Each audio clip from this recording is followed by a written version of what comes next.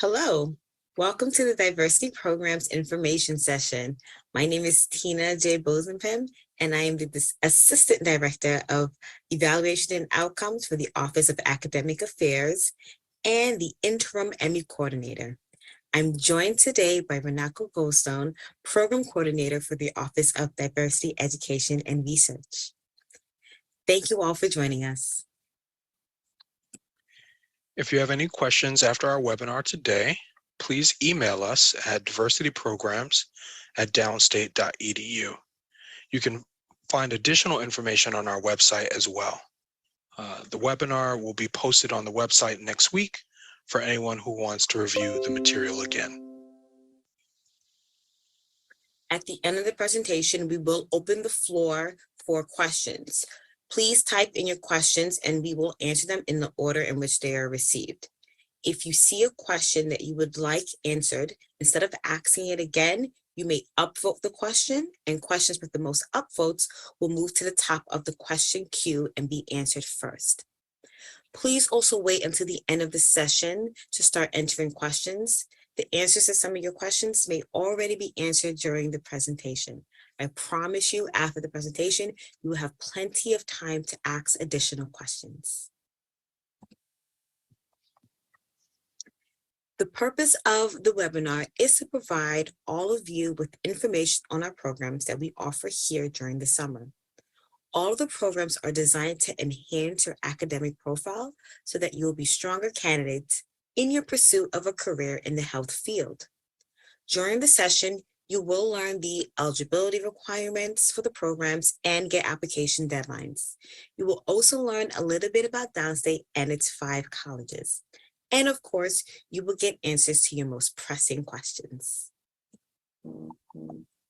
So today, we'll be sharing details regarding 2 of our programs, which are funded by the HRSA Health Careers Opportunity Program, also known as HCOP, as well as the HRSA Center of Excellence Grant, or COE.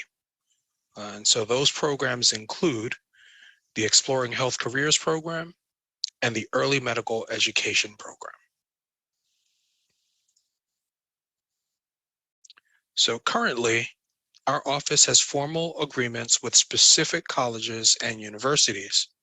They include colleges within the CUNY, or City University of New York system, and colleges within the SUNY system, or State University of New York, as well as a few private institutions. Now, at this time, only students who attend our partnering schools can apply to the EHC and EME programs.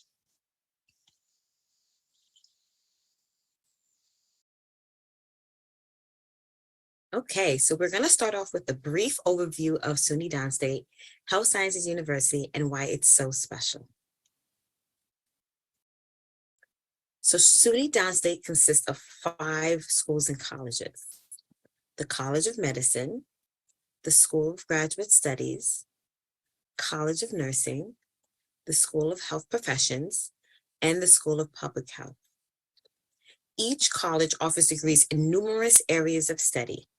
Downstate also offers a joint MD, PhD degree and joint MD, MPH degree. Downstate provides high-quality educational, research, and patient care programs. It includes the only College of Medicine in Brooklyn, and it serves a very large and diverse population. More New York City physicians have trained at Downstate than at any other medical center. 99% of the graduates of the College of Medicine who applied for residency successfully matched.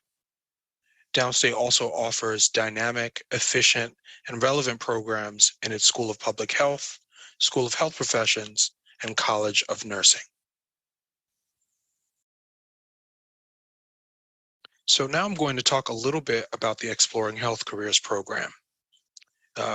EHC is the first of our undergraduate pathway programs and is designed to expose and prepare students for health professions study and careers. EHC is a 4-week virtual summer program that exposes students to career options in medicine and the other health professions as well. The program includes faculty presentations, information about a range of specialties, as well as information about how to prepare for admissions application processes. Program participants are expected to attend the full duration of the 4 weeks by attending all of the lectures and completing readings and assignments as assigned. At the end of the program, students will gain a new community of fellow classmates as well as alumni.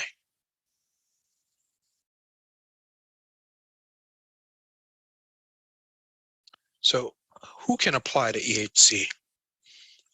In order to apply, students must satisfy the following criteria. Students must be undergraduates. They must be U.S. citizens or permanent residents.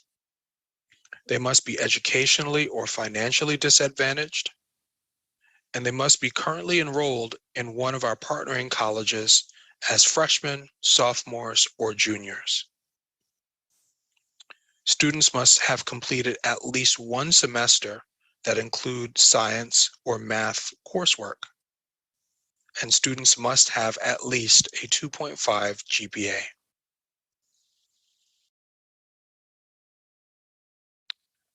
In order to apply, you must complete the online application in full. It has several components, so it will require you to be dedicated and thorough. A complete application includes one letter of recommendation from a professor in math or science course that you've taken. Additionally, it will include official undergraduate transcripts from all colleges and universities that you attended.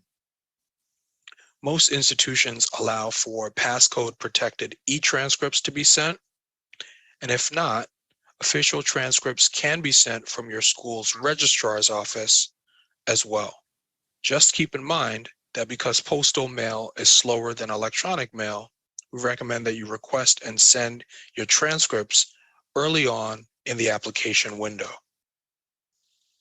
Cohort members who complete the program will receive a stipend as well.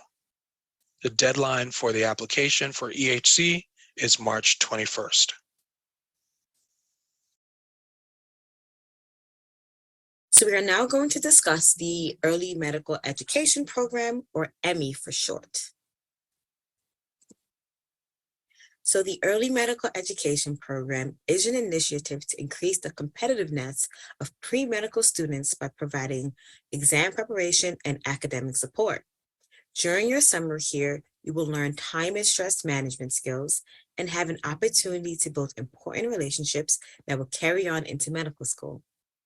EMI consists of 2 main summers, ranging from 4 to 8 weeks long, Monday through Friday, from about 9 to 5. Students who participate in the program will receive a stipend for each summer. If you are able to successfully complete EMI, you will be granted conditional acceptance to SUNY Downstate's College of Medicine. So what does it mean to successfully complete EMI? So in order to complete EMI, you must successfully graduate by the year of your College of Medicine acceptance. You must maintain your science and non-science GPA, which we will talk about that a little bit in the next slide, what your science and non-science GPA would be. You cannot have any withdrawals or incompletes on your academic record after your acceptance into the EMI program. If there is any reason why you need to withdraw from a course, you do have to obtain permission from your EMI coordinator and from your pre-med advisor. You also need to sit for the MCAT and meet the required scores. Those scores are set each year by the College of Medicine standards. And you must also attend both sessions of EMI. The first summer is an intense MCAT bootcamp. The second summer in EMI is known as Operation Success, and it is a pre-matriculation program that is aimed to get you prepared for your first year in medical school. So for those of you who are interested in Emmy, you must first of all be a U.S. citizen or permanent resident. You have to come from a background that is educationally or financially disadvantaged, and you have to attend one of our 4-year partnering institutions. Students who meet that criteria must also be either a rising or current senior. So you must be set to graduate no later than spring of 2023 and no earlier than winter 2022. Any student who has already graduated is not eligible to apply. Students who are interested in Emmy have to complete their MCAT suggested courses before the start of the summer session. So that's going to include 2 semesters of general biology, general chemistry, general physics, and organic chemistry, along with coursework in biochem, psychology, and sociology. The GPA requirements for the program is a 3.2 in science and a 3.5 non-science. Applications for Emmy are going to be due on February 1st. The application consists of an essay and requires you to have 2 letters of recommendation, one of which must be from a math or science professor. The other can be from another professor or an academic advisor, including your pre-health or C-STEP advisor or someone else in your academic or professional network. And in terms of the essay for Emmy, it's more so a set of multiple essays, short answer essays.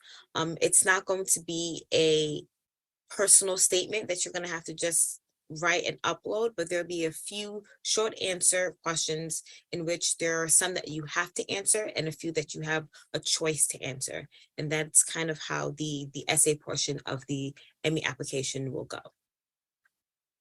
Along with an essay, you're going to need an assessment from your Emmy liaison, which means that you're going to have to schedule a meeting with them so that they will be able to provide you with one. I cannot stress to you how important it is for you to meet with your Emmy liaison, and not just because of the assessment. Your liaisons are really the lifeline to all the programs we run through this office. They know our programs very well, and they are also our first line of contact. They also sit on the Emmy decision committee when choosing which students to accept to the program. For all of you students who are not yet eligible to apply to Emmy, this is your time to meet with your liaisons and get a head start on what you need to do to be the best candidate. For those of you who complete an application and make it through the initial screening process, you will be invited to interview at Downstate. This interview is going to count as your medical school interview. So if you are accepted into the Emmy program, you will not need to interview again for the College of Medicine if you're accepted into the College of Medicine. This is a list of the liaisons for the schools that are affiliated with the Emmy program. It is your responsibility to reach out to your liaison and get an appointment to them to have your evaluation done on time. They will not chase after you. Some schools have more than one liaison, so you can decide which liaison you would like to have your evaluation come from. This evaluation is not a letter of recommendation, and you have to have this evaluation in order to complete your application.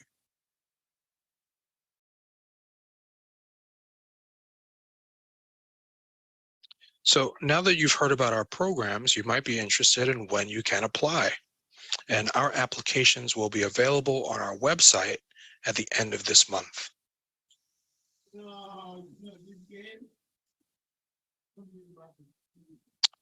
The webinar will also be posted on our website in the coming weeks in case you've missed anything. But at this time, we'll now be able to open the floor for any questions that you might have.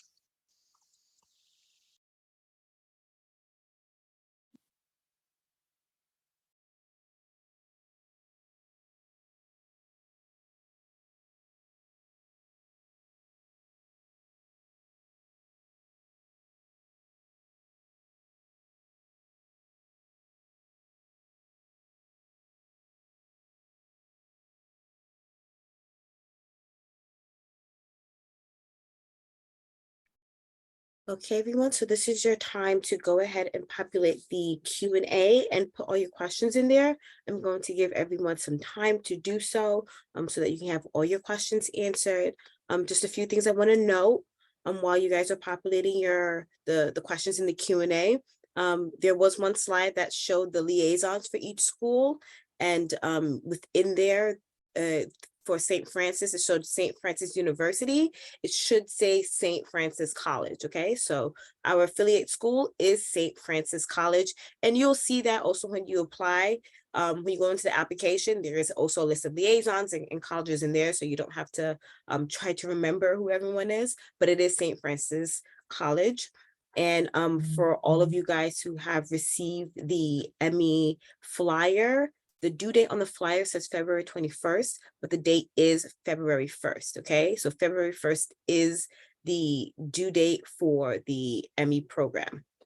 Okay, so go ahead and populate the Q&A. We'll give it another minute or two, and then we'll start answering questions.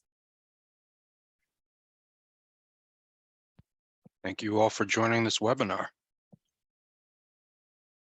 Looking forward to seeing many of your applications.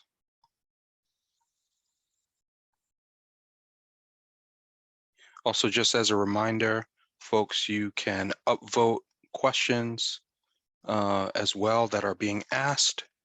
If there are any questions that are upvoted significantly, we'll try to prioritize those. But thank you for your curiosity. These questions look great. Okay, I see we have a few. So we're just going to go ahead and get started. I mean, if you still have questions, continue to populate them into the Q&A, but we will get started answering some of these questions. So the first question we see here, what counts as educationally or financially disadvantaged? So educationally disadvantaged, we wouldn't really be able to tell until we've seen your application. There are various things that count for educationally disadvantaged. So if you want to know if whether or not you yourself are educationally disadvantaged, it would be a good idea to sit with your liaison and have them go through your application with you so they can figure out where you would fall. Financially disadvantaged is according to the United States poverty guidelines. So that's what's going to let you know whether you fall into the category of financially disadvantaged. How many Emmy students have a seat on the accepted class of Downstate's medical school each year? For anyone who is a part of the Emmy program, they all have an opportunity to be accepted to Downstate Medical School. There is no limit as to how many Emmy students can be accepted into the medical school. As long as you're part of the Emmy program, there is a seat open for you. You just have to take it. What do you mean by conditional acceptance? So conditional acceptance to the medical school means that you will be accepted, but there will be conditions on there that you still have to meet so that they don't retract the acceptance from you. So usually when students are accepted into the medical school, depending on where you are in your ME journey, it could be that you still haven't graduated just yet, but you have like a semester left. And so you would still have to, the condition would be that you still have to maintain all your scores and things like that. You can't just all of a sudden decide I've gotten into medical school, so now I can just fail my classes or withdraw or anything like that. And another condition is that you complete summer session 2 of ME. So that's going to happen right before your entrance into medical school. And it is a requirement for you to complete that as an ME student going into the medical school. So if for some reason you decide I'm already in medical school, I don't want to do the second summer of ME, they will withdraw your acceptance. So there are some conditions, and maybe for individual students, there might be some other conditions, depending on like grades or whatever other reasons, but that's what it's meant by conditional acceptance. So far, with my years here in the ME program, I have not seen a student's acceptance be withdrawn from them. So it's not something that you have to worry about as long as you're doing exactly what you're supposed to be doing. Okay, great. I'm a second degree student. Am I eligible for ME? I take that to mean that this person has already completed a undergraduate degree.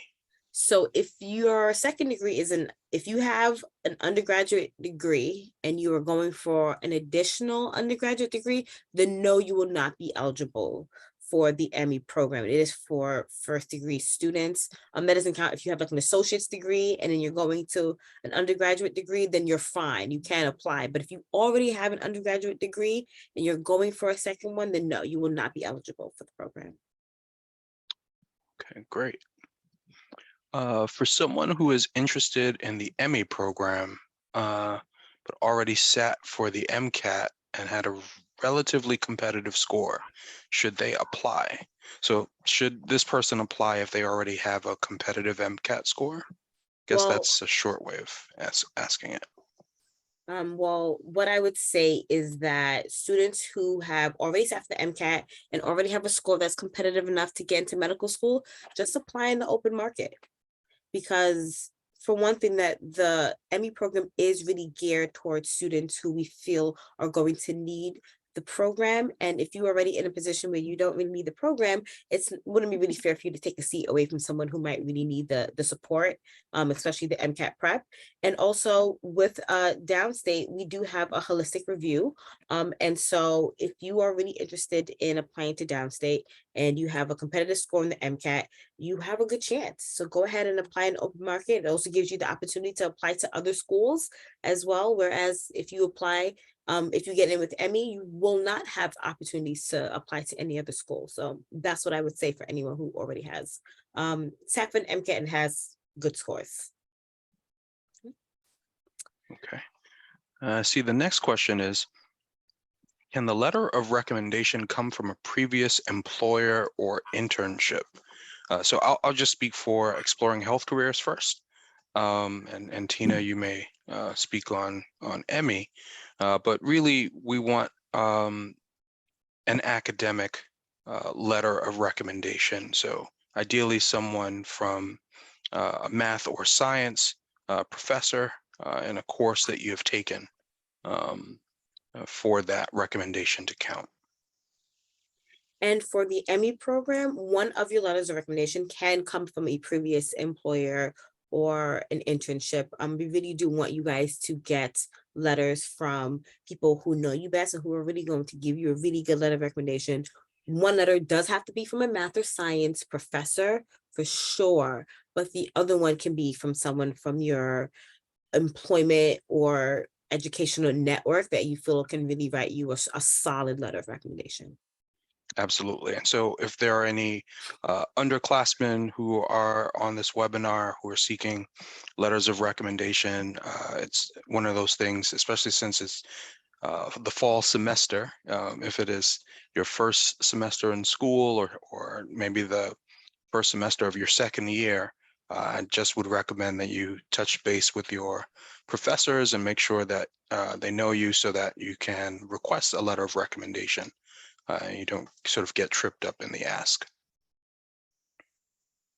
The next question is a senior eligible to apply to the EHC program? And I just want to be clear that seniors are not eligible for exploring health careers.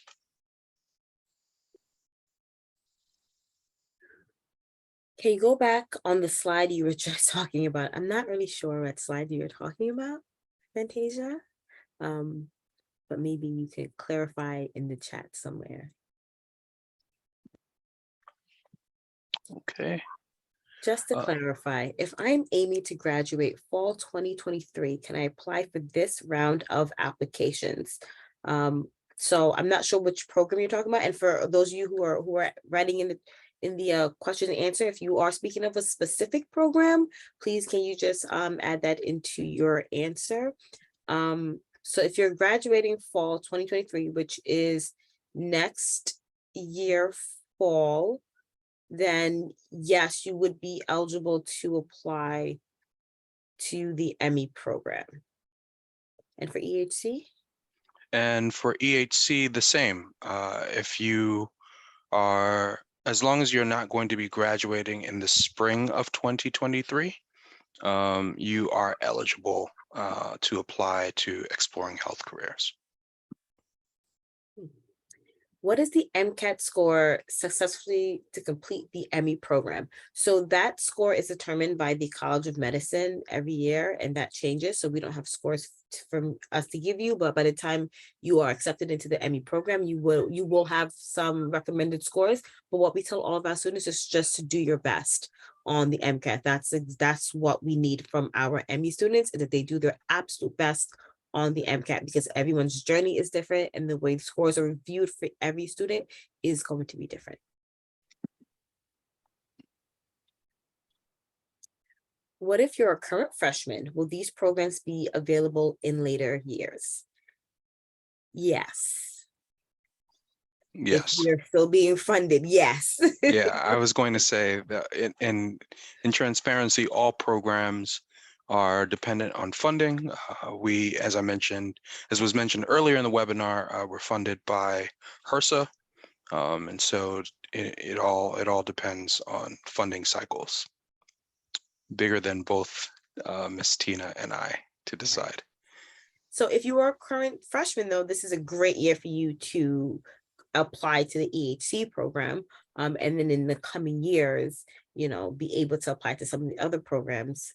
Hopefully, if funding continues and we are allowed to continue our programs, they will continue to be available. If I graduate fall 2022, I can't apply. And what the required GPA to get an ME? I'm assuming that you're asking if you could apply if you graduate fall of 2022. So I'm not sure what you mean by fall of 2022. If you've already graduated after your spring semester, after the spring semester, you've already graduated, you're not eligible to apply to ME. If you are going to be graduating this winter, like December or January, you are eligible to apply to the ME program. And the GPA requirements, as was mentioned before in the slides, is a 3.2 science and a 3.5 non-science. Okay. For the ME program, when you said rising seniors, does that mean juniors? Yes. So yes. It does mean juniors. I'm interested in the Sprinter program, but I am graduating spring 2023. Am I still eligible? Okay, so we are not really talking about the Sprinter program for this information session. We're not actually sure if the Sprinter program is going to continue on for this summer, but continue to check out our website, because any updates on the programs will be posted there. Sure, and I recognize that this student is also an EHC alum, and so we'll make sure to keep you in the loop with any updates from the office as well. But thank you for your interest. Can a letter of recommendation be from a hospital volunteer supervisor? As I said before, your second letter of recommendation can be anyone in your professional network that's going to give you a strong letter of recommendation. Obviously, it should be someone who can really speak to your prowess in some level of ability that you have, whether it be your work ability, whether it be your dedication to medical school or to medicine, or the kind of person that you are. Obviously, it shouldn't be like your aunt or your uncle or your best friend or something like that. It should be someone who's really going to be able to give us a good idea of who you are as a student, as a worker, as a team player, as someone who we would want to say, I want that person to be able to study medicine here at Downstate. And for EHC, academic letters of recommendation are preferred. For seniors graduating this upcoming spring, what would the timeline of the program look like, since the program requires 2 summers? So for those of you who are graduating this coming spring, ME would be your gap year. You would do the summer, which is the MCAT boot camp right after you graduate, and then you would spend some time working on studying for the MCAT and sitting for the MCAT when you're ready to sit for it. And if all goes well, then you would hopefully be accepted into the College of Medicine for the following year. And that summer, right before you go start your first year in the College of Medicine, would be Operation Success, your second summer in ME. So that's kind of how the timeline would look for a student who kind of just graduated and went through everything smoothly. Okay. Would the ME program provide housing? No, the ME program does not provide housing. Okay. The next question is about transcripts. This person has an official transcript from their previous school and is wondering if that is okay to submit, or does it need to be unofficial? Well, it depends on the program. For the ME program, you do not need official transcripts right away. For the ME program, for the application, you can send in an unofficial transcript. And if you are accepted into the program, you will be asked to provide an official transcript. So for the Exploring Health Careers program, it's pretty identical, but I encourage you to submit an official transcript to begin with, so it allows for more smooth processing, and instead of having to verify and then go from there. And by the way, your official transcripts, what we prefer is for them to be electronic transcripts sent from your school. And also to clarify, an official transcript is only official if it gets sent to us from your school. So if you received an official transcript and then you send it to us, it is no longer an official transcript. Unless it was sealed, never opened, and maybe just hand delivered, but no one does that, right? Official transcripts need to come straight from your school in order for it to count as an official transcript. If it reaches you officially and then you send it to us, it's no longer an official transcript. Correct.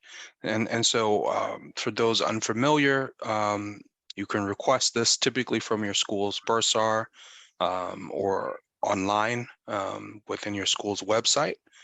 There's usually a portal where you can request that information be sent to a particular recipient. And so if you have questions about that, please feel free to follow up with your advisors. Does the Exploring Health Careers program provide a stipend? Yes, it does. It does provide a small stipend at the conclusion of the program. It sometimes varies depending on the amount of funding, but typically it's about $1,300 or a little bit more thereafter. And then I see another question about Exploring Health Careers as well. So the daily schedule for the program is Monday through Friday from 10 a.m. to 4 p.m. With breaks scattered in between. It'll be conducted virtually from June 20th to July 14th, Monday through Friday. So you should not have any sort of academic conflicts or professional conflicts that would make it difficult for you to participate in the program. So you shouldn't be doing anything simultaneously while the program is in session from 10 a.m. to 4 p.m. Monday to Friday. The next question, I feel like we have answered that before about the letters of recommendation, so that one we are going to go ahead and skip. The next one is about what are the guidelines for the personal statement and what are some things you are looking for. So just to clarify, the Emmy application does not ask for a personal statement. If you send a personal statement, we will not read it. We do not want a personal statement from any of the students. The Emmy application consists of a set of, I think, 5 to 6 short answer essays. And I think you have to answer the first 2, and then you can choose which ones of the next essays you want to answer. You can answer them all, or you can choose, I think, up to 2 to answer.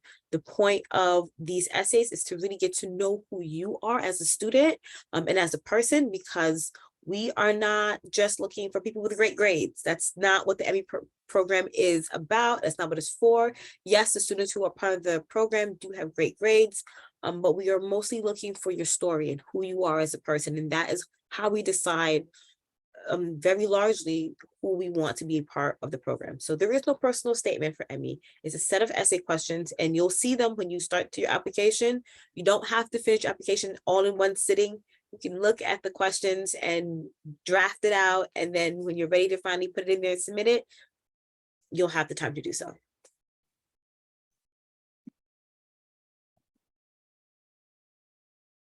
Okay. The next question is, this person is planning to graduate in 2024, and it's an eligibility question. I'm assuming it's about Emmy, because if you plan to graduate in 2024, you are eligible for exploring health careers. But I guess, Tina, you can talk about that from an Emmy perspective. So if you're planning on graduating in 2024, that would make you a junior right now. So you would be eligible to apply to the program. And you would also be eligible to reapply next year in case you didn't get in this year. Yep. So you have 2 opportunities should you choose to do so. Can you still apply if you are planning to take a gap year? Again, I think this is an Emmy question. As long as you have not yet graduated from your undergraduate program, you are eligible to apply. If you were graduating if you're a senior and you're going to be graduating by spring or graduating by this winter, December or January, depending on what school you're in, Emmy is already going to be your gap year. So it's okay to be planning to take a gap year, because Emmy is your gap year if you do end up being part of the program. Okay, where will this program be taking place? Is it online? So for exploring health careers, it will be taking place completely online. It is virtual. And for the Emmy program, all courses will be taking place online. There will be opportunities for students to be in person, just to have a space to study, and also have a space to study with other members of their cohort. But any of the courses or the sessions that will happen will take place online, and there will be an online virtual classroom, which will be your main hub as Emmy students.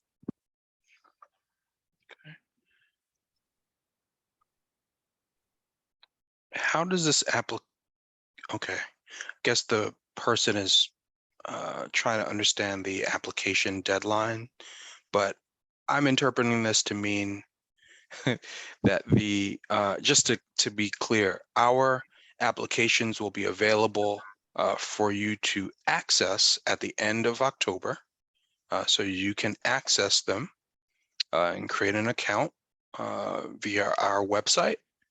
And then for Emmy, the application is due on February 1st. And then for EHC, it's due on March 21st. So no applications are due in October. If a student has already sat for the MCAT, but their scores were not good, are they still eligible to apply for the Emmy program? Yes, you would still be eligible to apply for the Emmy program. Having MCAT scores does not preclude you from applying to the program, but if you are hoping to already take your MCATs and then sit for and then apply to Emmy and then use previous MCAT scores to count for the MCAT scores you need to get into the medical school, doesn't happen. You do need to sit for the MCAT as an Emmy student. Okay. What are the days like in the ME program? A lot of studying, a lot of studying, pretty much 9 to 5, being in books.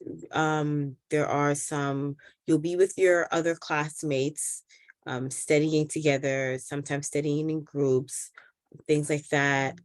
There are sessions, there are group sessions, where there's like games and stuff just to make things a little light, a little fun, and try to, you know, really get to know each other as a team. You'll have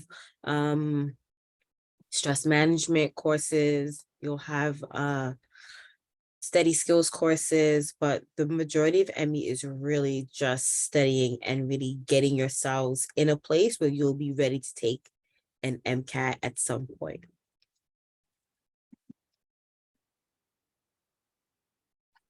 Also, if I graduate this semester, am I still able to apply in February?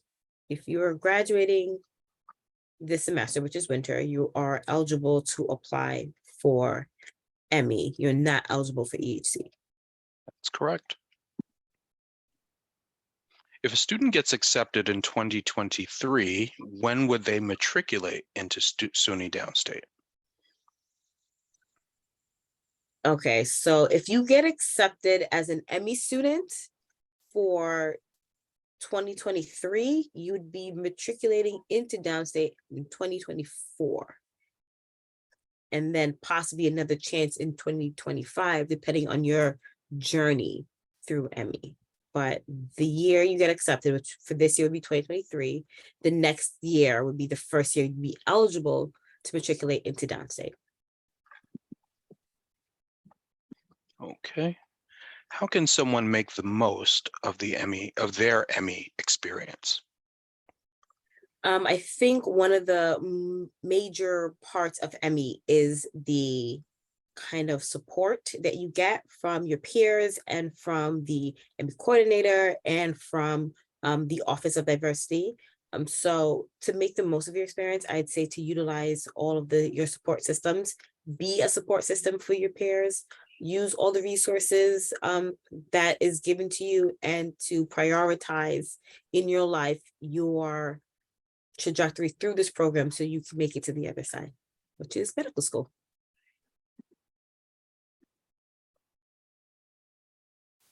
Is shadowing mandatory for acceptance into the ME program or School of Medicine?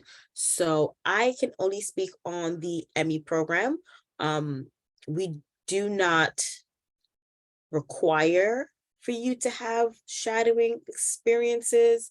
You know, for any College of Medicine, shadowing experience, research, and all these other things are something that you do want to have in your application because it shows your dedication as a student to the field of medicine. It gives evidence that this is something that you want to do, and it allows for those who look at your application and who interview you to really have something to ask you about your experiences in medicine and why you want to be a physician.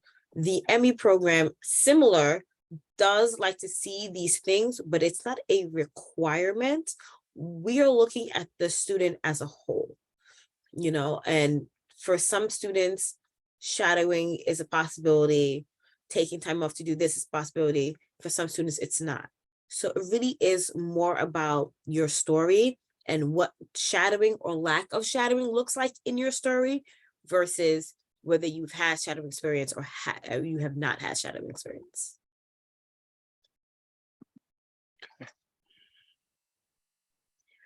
For the ME program, it says to maintain at least a 3.2 GPA. Is that the GPA in our college, or does the ME program have their own GPA?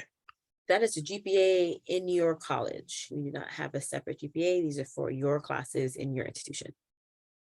And that's not a overall GPA, that is just for the sciences. If you're in the ME program, can you not apply to other medical schools that cycle? Correct. You will not be able to even apply to medical schools.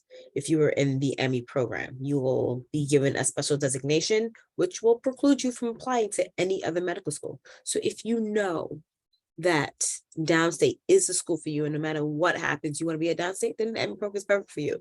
But if you want the chance to explore options at other schools, you should. And you should apply on the open market, because that is how that will become available for you. The ME program application, all the applications will be located on our website. When they go live, there will be a button that says apply here or apply now or something like that. And within the application system, you'll be able to choose which program you would like to apply for. So you can just continue to look at our websites. The flyers also link to our websites as well, so that you would be able to see where exactly you can apply to the program. Okay. How is the type of student that will benefit most from ME determined? Your application is determined through your application. That is why it's very important that you take seriously your letters of recommendation. That's why you should take very seriously the essays that you write for the program, because these are how we determine what kind of student you are and what kind of person you are and who we want to have in the program. So one of the biggest things I tell all the students who are looking to apply: know how to tell your story. Have someone review your essays for you. Choose letters of recommendations from recommenders who are going to be able to speak to who you are, and not just this person did good in my class. I know for a lot of you, the science and math professors, we're gonna get those letters from them, which is understandable. But that's why the second letter is really up to you to decide who is going to give you that letter.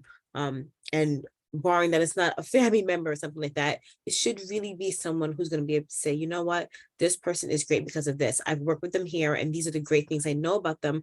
And these are the reasons why. This is the evidence that shows that they were great, and not just, we worked together, it was nice, they did what they were told to do, choose them. Are ME students who receive acceptance into the Downstate School of Medicine offered any financial aid or assistance because they were a part of the program? No, there is no special financial aid or assistance that you are given because you are an ME student. If there is assistance available through the College of Medicine, and you fit that criteria because of your status as an underrepresented student, or your status as being financially disadvantaged, then your name will be put in that pot with all the other students who have that designation, and there might possibly be some kind of financial assistance for you, but there is not a specific fund that is given to ME students because they are ME students. This person mentioned that they've worked as a medical scribe at an urgent care center and wants to know if it's possible to get a letter from the providers. Most of them are PAs. These providers aren't their direct employer, but are professional medical providers that they work alongside. So, yeah. I would suggest that it be a dual letter. If it's going to be from a place where you worked, it should come from the supervisor, from the employer.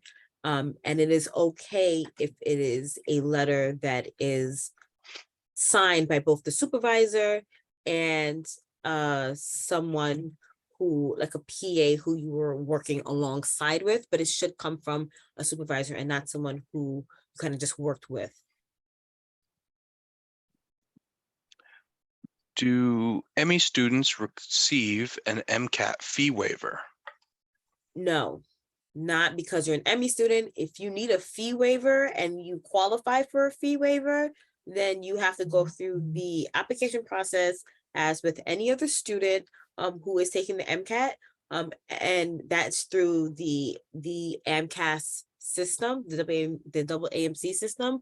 You can do that and get a fee waiver, but you do not get a fee waiver specifically because you're an ME student.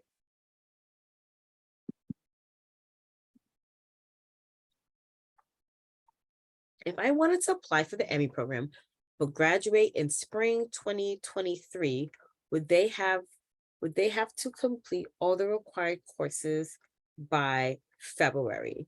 No, you would not have to complete all the required courses by February. You would need to complete all the required courses by the time you entered into your first summer session. So even if you are going to take those courses in spring in order to complete them, that's fine. There is a place in the application for you to put in courses that you do have in progress.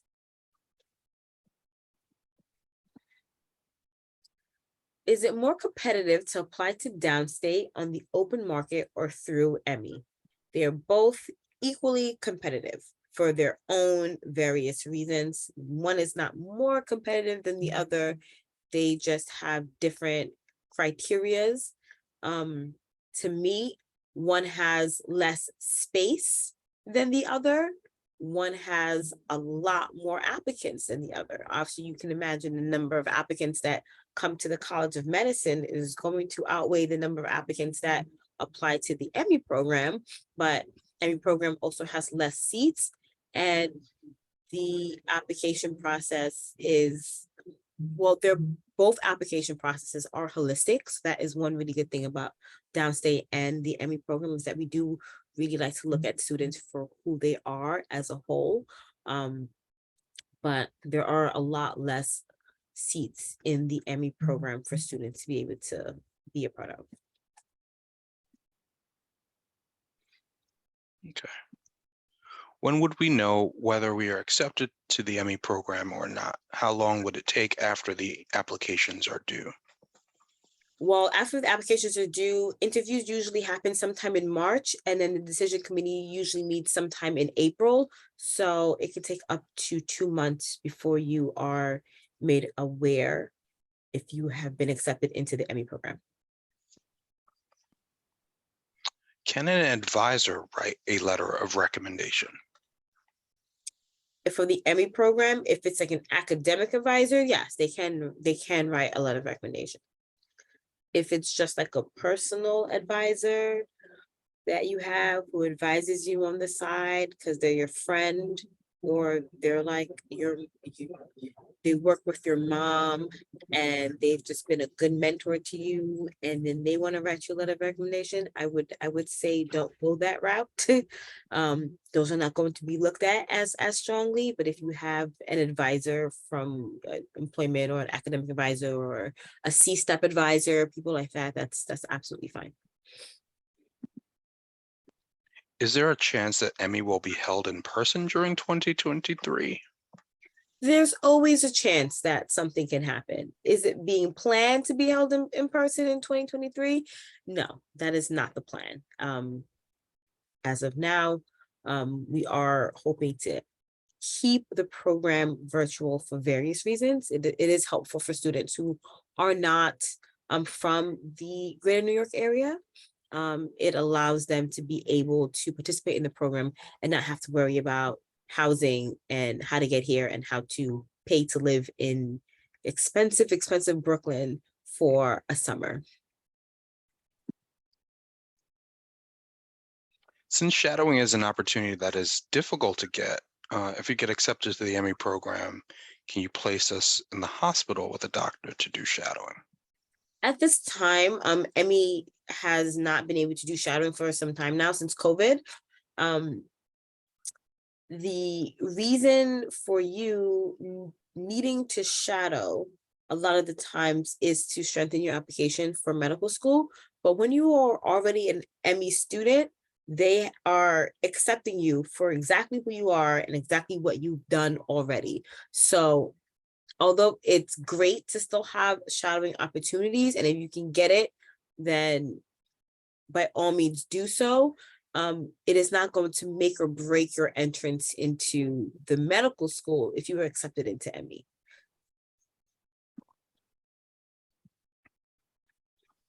Follow up for my last question. My supervisor works from home, so I don't often see her as they aren't on site. Additionally, if I choose my second letter to be from an advisor, is that all right? I'm a board member of an initiative/club that's directly affiliated with the health office at Hunter College. So this advisor is also the head of this club. If you are referring to Miss Camille Jackson, who is the head of the pre-health office at Hunter College, yes, she can write a letter of recommendation for you, although she is already going to be the person who is writing your ME evaluation.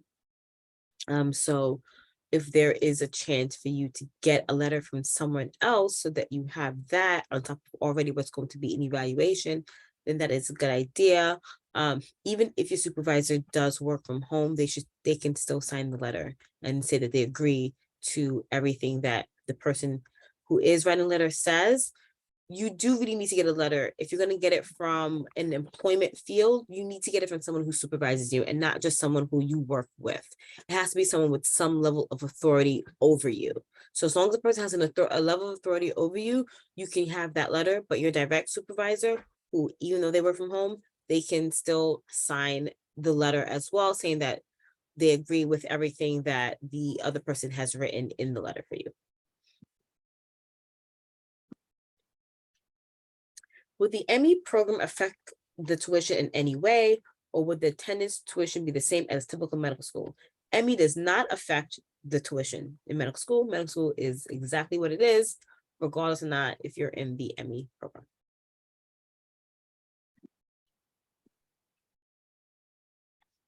Okay, great questions. Mhm. Really great questions, folks. Thank you for your curiosity. Are there any more questions from the audience?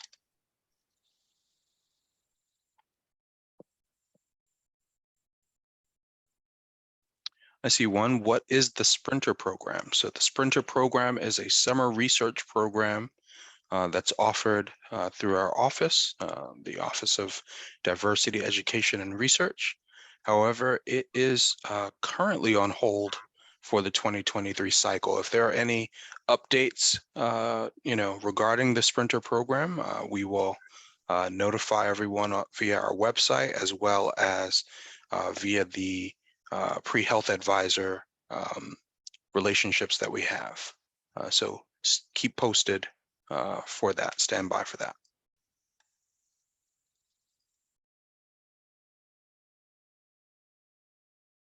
Okay, well, thank you all. Thank you guys asked some really great questions, and I hope this was really helpful.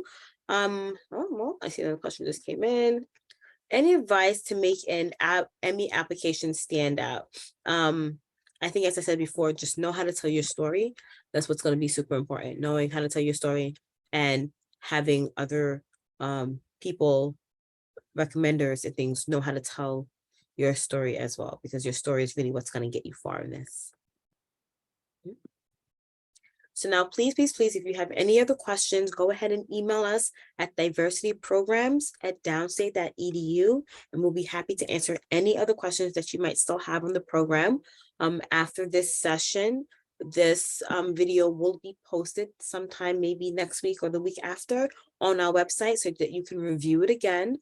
And other than that, applications should be going live at some point, hopefully next week. So you can look out for that on our website. You should be able to go on there, start the application, and really see what you have to do in order to get into any of these two really wonderful programs. So we're hoping to see tons and tons of applications from you all.